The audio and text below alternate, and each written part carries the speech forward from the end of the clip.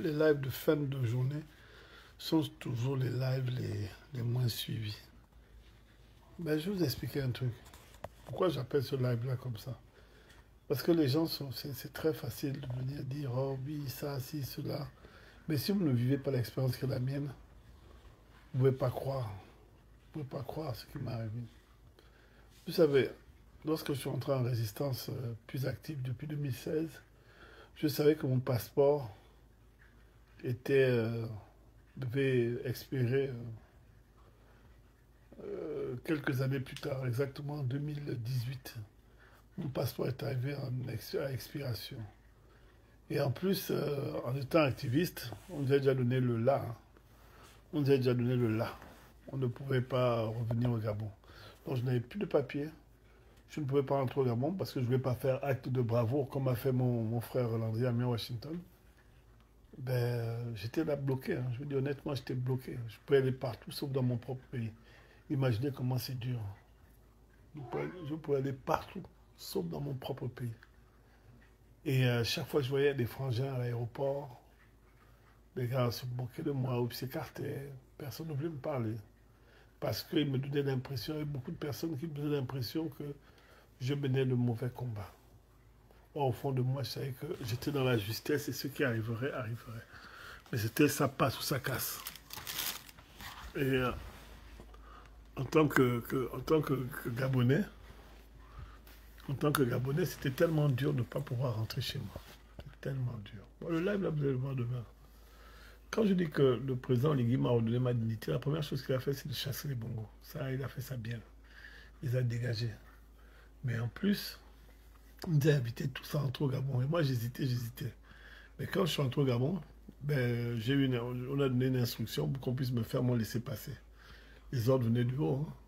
Je suis allé à l'ambassade du Gabon et c'est comme ça que j'ai établi un nouveau laisser-passer pour rentrer dans mon propre pays puisque je n'avais plus de papier. Je pensais qu'il résistait, c'est la blague. Je n'avais plus de papier. Je suis allé à l'ambassade, ils m'ont fait ça, fissa. Le consul m'a fait ça, le premier conseiller d'ambassade m'a fait ça. Et c'est comme ça que j'ai pu rentrer dans mon pays, le Gabon, après 8 ans, 3 mois et 7 jours. Je suis rentré au pays. Et quand je suis rentré au pays, directement, on m'a balancé dans le dialogue inclusif. Donc, première chose, hein, je quitte le pays, je quitte le Canada pour arriver au Gabon, directement on me balance au dialogue national inclusif où j'ai travaillé comme je pouvais dans tous les sens. J'ai travaillé d'arrache-pied pour pouvoir faire en sorte que ce dialogue-là arrive. Et le dialogue étant fini, il fallait que je revienne. Sauf que pour sortir du Gabon, il me fallait des papiers. Et le message étant entendu, on m'a amené au CEDOC. Et c'est un grand frère qui m'a amené au CEDOC. Et c'est lui, un grand frère policier, Pharaon. Pour ceux qui le connaissent, c'est Pharaon qui est venu au CEDOC. Et il m'a fait mon passeport en moins de 3 heures. 3 heures. Mais pour moi, c'était important de réavoir un passeport gabonais parce que je n'avais plus d'existence en tant que Gabonais. Je ne sais pas si vous comprenez. Je n'avais aucun papier qui pouvait prouver que j'étais Gabonais actif, en fait. Comme si l'ancien système m'avait vraiment éteint. Quoi. Et c'était la plus grande douleur que j'avais, c'est que je n'avais aucun document qui pouvait prouver que j'étais Gabonais. Les instructions du président étaient claires. On a appelé un colonel de police et c'est lui qui m'a débloqué la situation là. Je suis allé au trésor, je suis allé comment vous appelez ça? Au CEDOC et ils m'ont fait mon passeport là, comme ça là. Comme ça là. Et à partir de cet instant-là, j'ai rattrapé mon passeport. J'ai même failli me mettre à pleurer parce que pour une fois, je me ressentais renaître en tant que Gabonais. Je me suis ressenti renaître en tant que Gabonais. Et ça, là, c'est le président de la transition qui a autorisé ça parce qu'Ali Bongo a empêché que nous, on rentre au Gabon. Et le président a dit, rentre au Gabon. Il a dit, tu peux rentrer au Gabon, tu es chez toi. C'est comme ça que je suis revenu.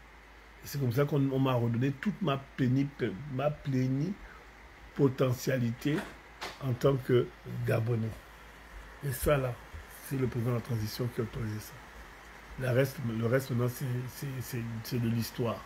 C'est l'histoire. C'est l'histoire d'un combattant, d'un résistant qui est devenu Gabonais parce qu'il a cru et il croit jusqu'aujourd'hui que ce sont ces instances-là qui vont changer le Gabon. Et on m'a redonné ma nationalité gabonaise que j'avais perdue parce que j'étais contre Ali Bongo qui était lui biafrais. Voilà ma réalité. C'est vrai que je serai toujours reconnaissant, excusez-moi, mais moi je ne peux pas rentrer dans mon pays et maintenant je peux rentrer comme je veux chez moi.